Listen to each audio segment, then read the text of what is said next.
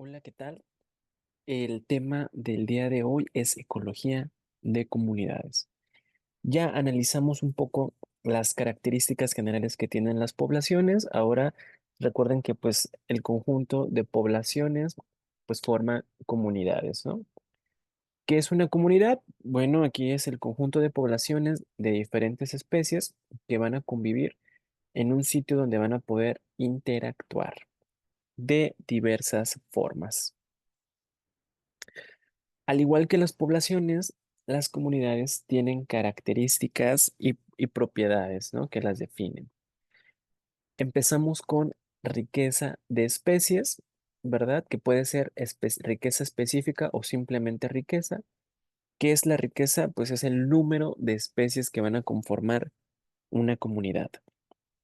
Aunque es prácticamente imposible conocer la riqueza real de las comunidades ecológicas, pues no es una labor tan difícil, ¿no?, para las subcomunidades que las conforman.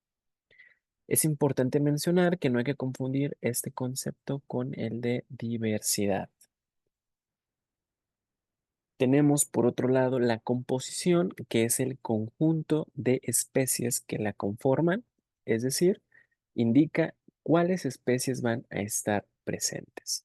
A veces es muy difícil conocer la identidad específica de las especies de una comunidad bajo estudio. Para ello, el análisis se puede basar en categorías taxonómicas de mayor jerarquías, géneros, familias o inclusive órdenes, ¿sí? Porque muchas veces el llegar a especie, pues se complica, ¿no? Sobre todo el trabajo de campo, ¿no? Cuando hay que bucear, conocer qué tipos de peces o especies están en ciertos niveles de profundidad. Entonces se vuelve más complejo el trabajo de campo, ¿no? Porque pues, y además no vas a medir todo el mar, ¿verdad? O sea, o todo el océano Atlántico, ¿no? Se tienen que utilizar una muestra poblacional, ¿no? No podemos abarcar todo, eso es imposible. Sin embargo, sí se pueden hacer cálculos matemáticos. Por otro lado, tenemos a la estructura, ¿no? Que es la manera en la que está organizada una comunidad. El componente más estudiado de la estructura de las comunidades es la estructura cuantitativa, que se refiere al número de individuos o a la biomasa de cada especie en la comunidad. Para esto aquí saben ya los ecólogos que no todas las especies son igualmente abundantes, ¿verdad? Siempre va a haber una especie o algunas que van a tener una contribución importante a la estructura de la comunidad. A estas se les va a conocer como especies dominantes y a las que no, pues en algunas ocasiones van a ser raras. También en ciertas comunidades se va a distinguir un componente estructural que se conoce como estructura vertical, que esta nos va a definir la distribución diferencial de los organismos de una comunidad a lo largo de un eje vertical, ya sea sobre el suelo, en comunidades terrestres o a profundidades bajo la superficie del agua. Sobre todo esto es muy claro en temas de vegetación, ¿no? En muchos bosques hay diferentes estratos. Uno conformado por plantas pequeñas o herbáceas, otro por encima donde donde va a haber más arbustos o matorrales, árboles jóvenes a los árboles maduros, ¿no? Aquí prácticamente este diagrama pues nos ejemplifica el tipo de vegetación que se va a estar dando en un bosque, ¿no? Y también este depende de la altitud, ¿no?, que pueda tener el lugar, etcétera. Los ecólogos también se interesan por conocer la distribución de los organismos de una comunidad sobre la superficie del terreno. A esto, pues es todo lo contrario a lo anterior, ¿no? Si lo anterior lo veíamos como un corte vertical, a este se le va a conocer como estructura horizontal. Por otro lado, tenemos a la fisonomía. La fisonomía es el aspecto visual que van a tener las comunidades. Aquí, pues en las comunidades que están conformadas por organismos sésiles que viven sujetos a un sustrato, el aspecto no va a cambiar en lapsos cortos y por ello, pues el estudio de este atributo se limita a comunidades vegetales o de arrecifes coralinos. La fisonomía de una comunidad va a depender básicamente de la morfología de las especies que la conforman. Sin embargo, otros atributos como es la densidad de los individuos van a influir sobre ella. Por ejemplo, tenemos que la impresión visual que nos causa una comunidad cerrada de pastizales, donde la mayoría de las plantas son pequeñas gramíneas, va a diferir mucho de la que recibimos al observar una comunidad donde van a abundar grandes cactus, ¿no? Donde abundan grandes cactus columnares con aspecto de candelabro. Entonces, aquí tenemos en la imagen A la fisonomía de un pastizal en la Patagonia de Argentina contra B la fisonomía de un matorral de cactus columnares en Acatepec, Puebla. Vean, o sea, cómo cambia totalmente, ¿no? El paisaje es diferente y pues prácticamente nuestra primera impresión, pues le llamamos la fisonomía. Por otra parte, tenemos a la diversidad, ¿no? Que es la variedad de organismos que van a constituir una comunidad.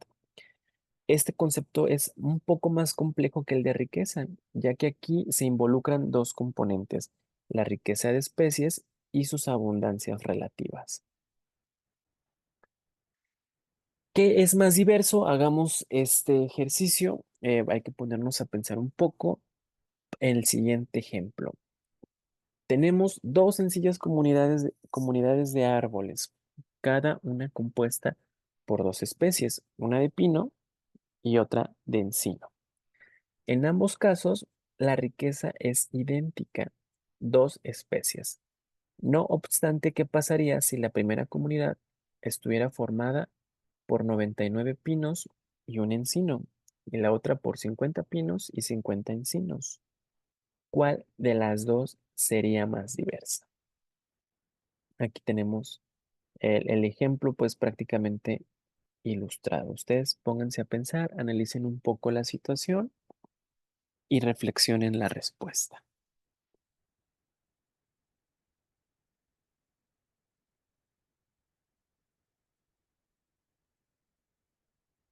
Bien, pues a todas luces la segunda, ¿no? Pues en este caso la contribución de ambas especies es equitativa.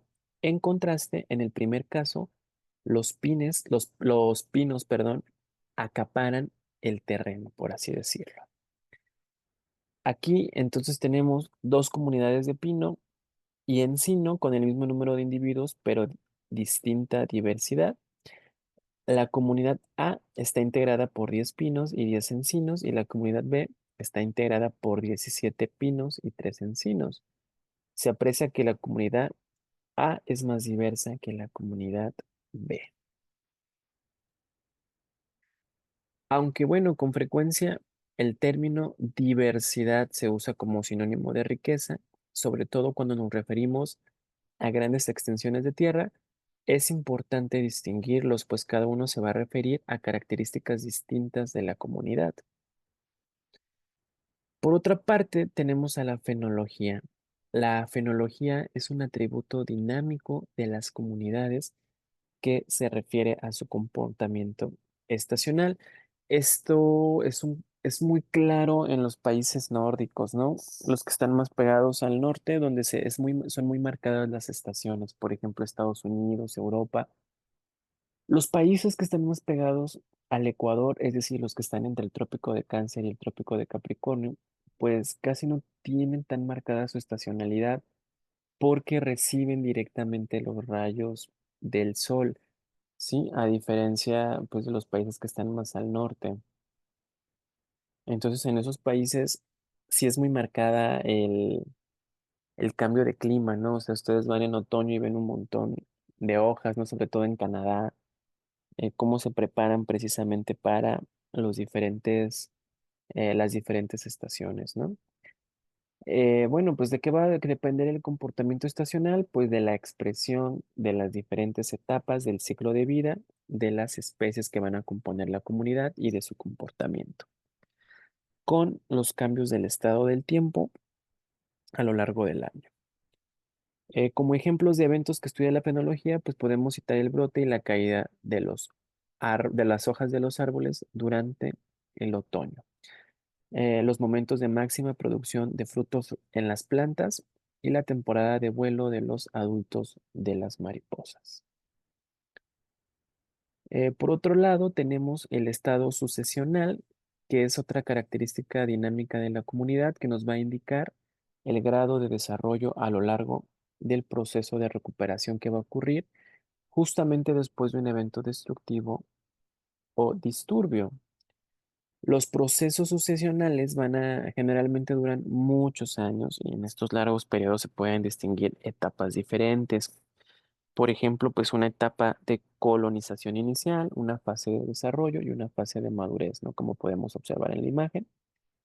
Tenemos primero, imagínense que hubo un incendio aquí primero, está el terreno plano, vacío, se quemó todo.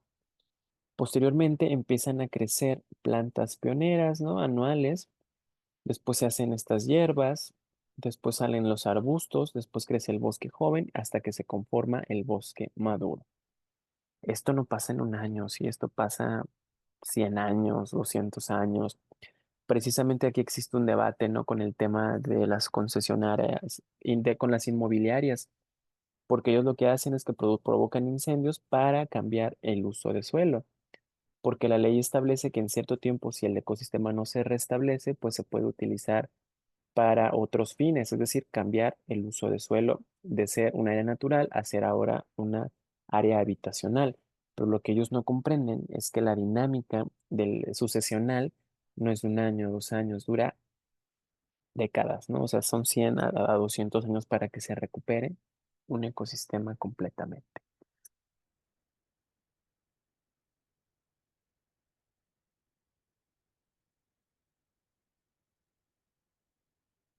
Bien, para ello, pues prácticamente en general, estas son las características que van a tener las comunidades, al igual que las poblaciones. Lo que sí es cierto es que México tiene ciertas características que lo hacen un país megadiverso, ¿no? Ustedes pónganse a pensar por qué México es un país megadiverso o por qué creen que estamos tan afortunados de vivir en un país así. Reflexionen y piensen su respuesta un ratito.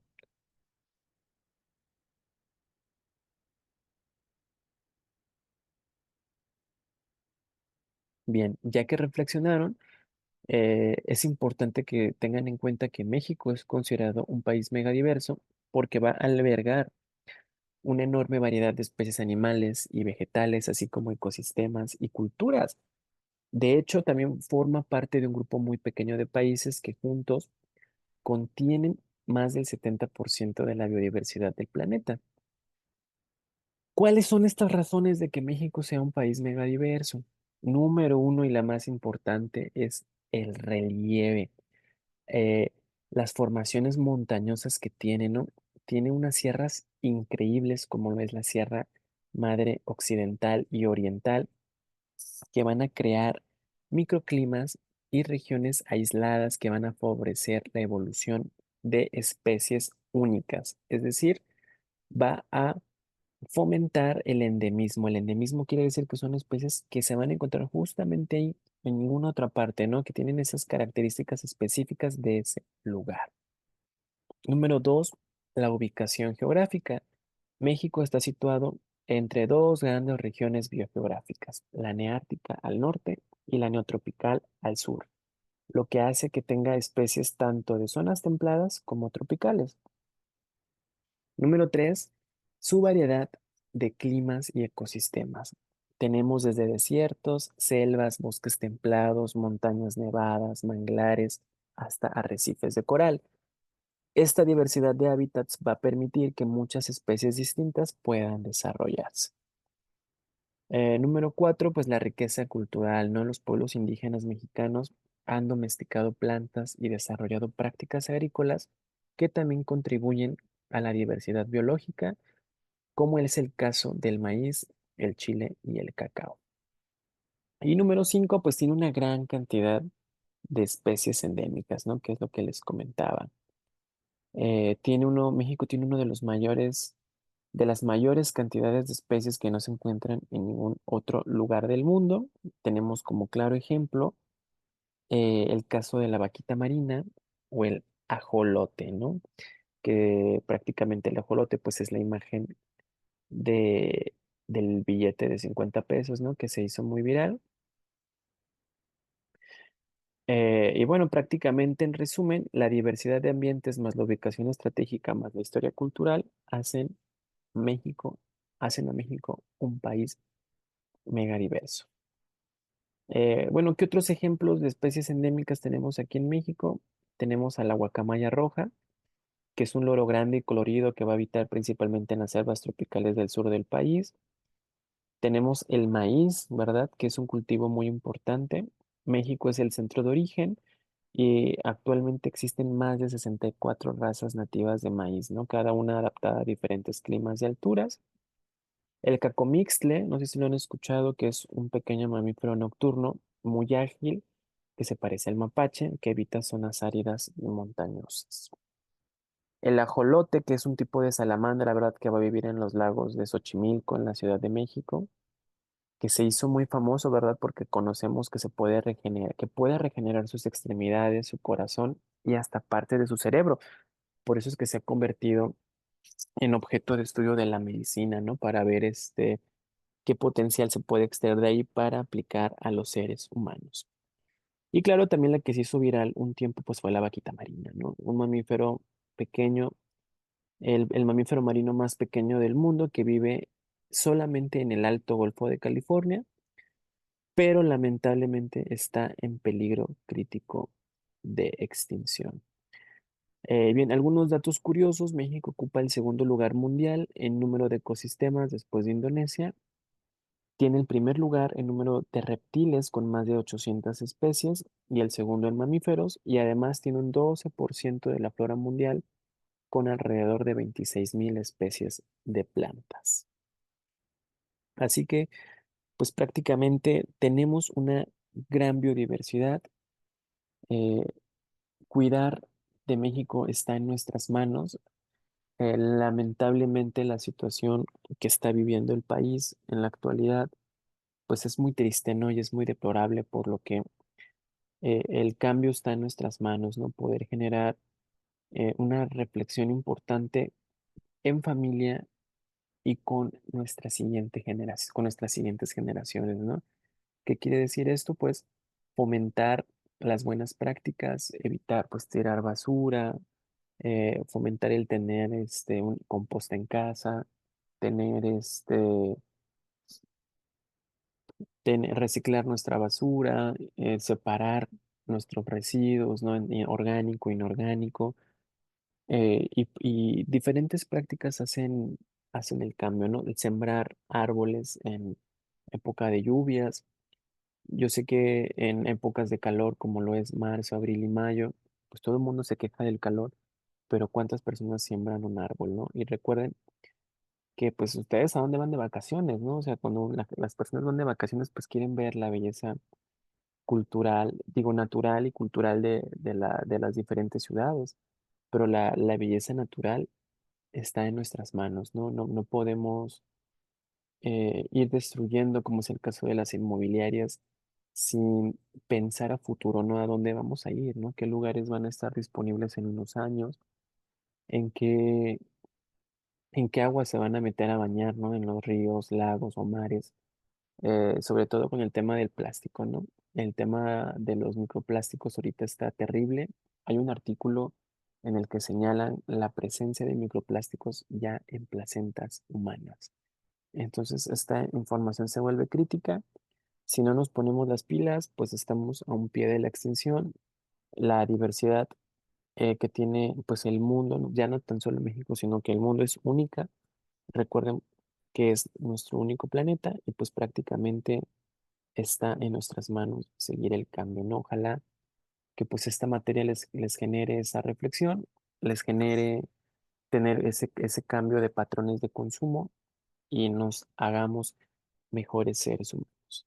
Bien, pues en general estas son las características, las propiedades emergentes de las comunidades. Hay que tenerlas presentes.